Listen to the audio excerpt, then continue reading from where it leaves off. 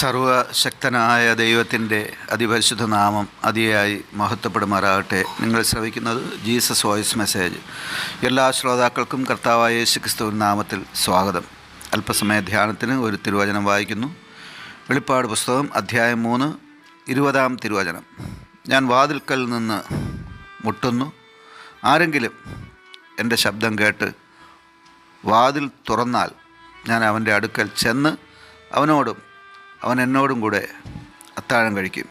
കർത്താവിൽ പ്രിയരെ, നാം വായിച്ചു കേട്ട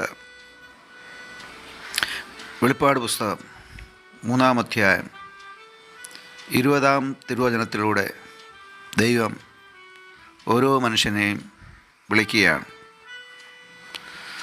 എവിടെയാണ് ദൈവം വസിക്കുന്നത്? യഥാർത്ഥത്തിൽ ദൈവം വസിക്കുന്നത് വിശ്വാസിയുടെ അഥവാ ഭക്തൻ്റെ ഹൃദയത്തിലാണ്. അതുകൊണ്ട് തന്നെ ഓരോ വിശ്വാസിയും അഥവാ ഭക്തനും ദൈവത്തെ വ്യക്തിപരമായി ഹൃദയത്തിലേക്ക് കൈക്കൊള്ളേണ്ടത് അഥവാ സ്വീകരിക്കേണ്ടത് അനിവാര്യമാണ്. ഇവിടെ നാം വായിച്ചു കേട്ട തിരുവചനത്തിൽ ദൈവം വിളിക്കുന്നു. ഹൃദയവാതിൽക്കൽ മുട്ടിയാണ് ദൈവം വിളിക്കുന്നത്. ആരെങ്കിലും എൻ്റെ ശബ്ദം കേട്ട് വാതിൽ തുറന്നാലെന്നാണ് ഇവിടെ പറഞ്ഞിരിക്കുന്നത്. ദൈവം സകലജാതി ജനങ്ങളുടെയും സൃഷ്ടാവാണ്. അതുകൊണ്ട് തന്നെ എല്ലാവരും ദൈവത്തെ അറിയുകയും അംഗീകരിക്കുകയും വിശ്വസിക്കുകയും ദൈവത്തെ അവരുടെ ഹൃദയങ്ങളിൽ പ്രതിഷ്ഠിക്കുകയും അഥവാ ദൈവത്തെ അവർ സ്വീകരിക്കുകയും ചെയ്യണമെന്ന് ദൈവം ആഗ്രഹിക്കുന്നു. വിശുദ്ധ ലൂക്കോസ് എഴുതിയ സുവിശേഷം 19 അധ്യായം 1 മുതൽ 10 വരെയുള്ള വേദഭാഗത്ത് ക്രിസ്തുവിനെ അഥവാ യേശുവിനെ സ്വീകരിച്ച ഒരു സക്കായിയെ നമുക്ക് കാണാം. ഈ മനുഷ്യൻ ധനവാനായ ഒരു മനുഷ്യനായിരുന്നു.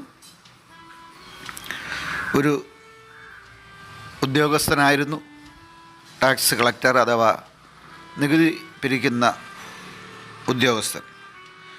എന്നാൽ ഈ മനുഷ്യൻ പാപിയായി ജീവിച്ചു. അന്യായമായി നികുതി പിരിച്ച് ധനവാനായി തീർന്നു.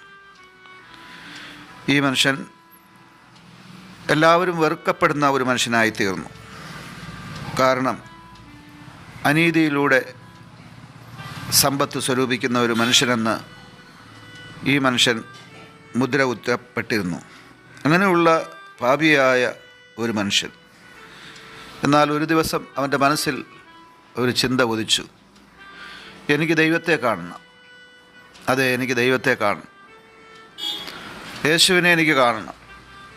ആ ആഗ്രഹം അവൻ്റെ ഹൃദയത്തിൽ വളർന്നു വന്നു.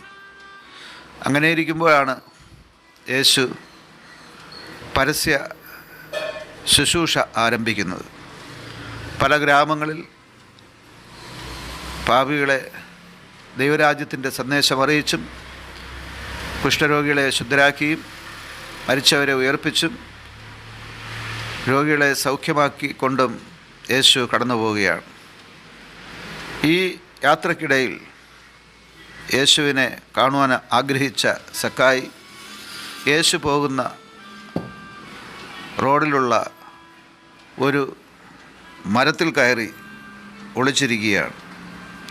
ഈ മനുഷ്യൻ്റെ ഹൃദയത്തിൽ എനിക്ക് യേശുവിനെ കാണണം, എന്നാൽ യേശു എന്നെ കാണാൻ പാടില്ല. കാരണം യേശു ദൈവമാകയാൽ എൻ്റെ പാപത്തെ മുഴുവൻ അവൻ കാണുന്നവനാണ്.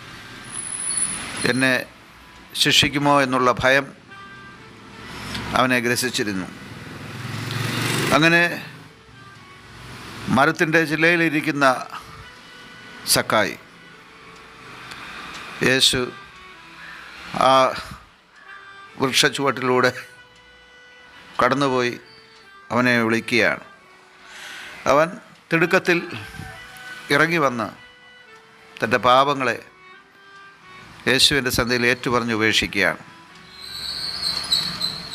യേശു അവനെ സ്വീകരിക്കുന്നു. അവൻ യേശുവിനെ സ്വീകരിക്കുന്നു. അവർ ഒരുമിച്ച് സക്കായിയുടെ ഭവനത്തിൽ വസിക്കുകയും ചെയ്യുന്നു.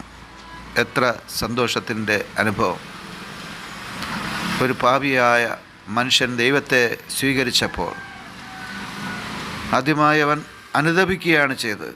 അനുതപിക്കാതെ ദൈവത്തെ സ്വീകരിക്കാനായിട്ട് സാധ്യമല്ല. ഒരു പാപിയായ മനുഷ്യൻ അനുതപിച്ചപ്പോൾ, ദൈവത്തെ സ്വീകരിച്ചപ്പോൾ ഇതാ കുടുംബമായി സന്തോഷിക്കുകയാണ്. ഈ സന്തോഷത്തിൻ്റെ അനുഭവം തിരുവചനം ശ്രവിക്കുന്ന എല്ലാവർക്കും ഉണ്ടാകട്ടെ. ആമേൻ.